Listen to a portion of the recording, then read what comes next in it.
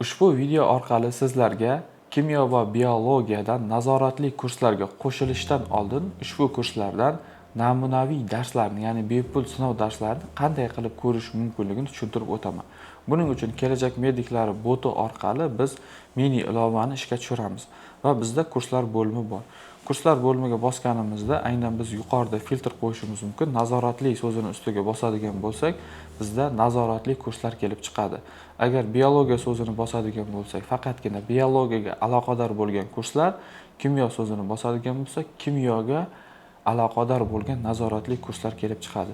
Masalan, kimyodan attestatsiya va milliy sertifikat kursidan namunaviy dars ko'rishim mumkin. Bu yerda ko'rish tugmasini bosaman va 3 ta dars ochiq ekan, ya'ni bepul sinov darsini bemalol ko'rishim mumkin bo'ladi.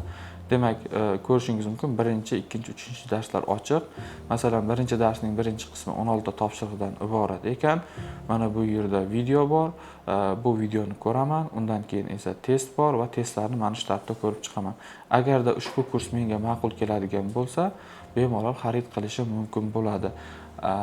Ana endi biologiyadan ham xuddi shunaqa. Masalan, biologiyadan intensiv sertifikat kursida namunaviy dars ko'rmoqchiman. Ko'rish tugmasini bosaman va bu yerda ham 3 ta dars bepul. Uni bemalol ko'rishim mumkin bo'ladi. Va premium biologiyadan mana sertifikat kursida 3 ta darsni xuddi yuqorida kimyoni ko'rgandek namunaviy darslarni ko'rishim mumkin. Demak, bu yerda videodan keyin testlar keladi, undan keyin esa turli xil boshqa qo'shimcha topshiriqlar keladi. 3 ta darsni namunaviy, ya'ni bepul darslarni ko'rganimdan keyin agarda ushbu kurs menga ma'qul kelsa, demak, xarid qilaman va kursga qo'shilaman. Bu kursga demak qanday qilib qo'shilish va xarid qilishni undan keyingi videolarimizda batafsil tushuntirib o'taman.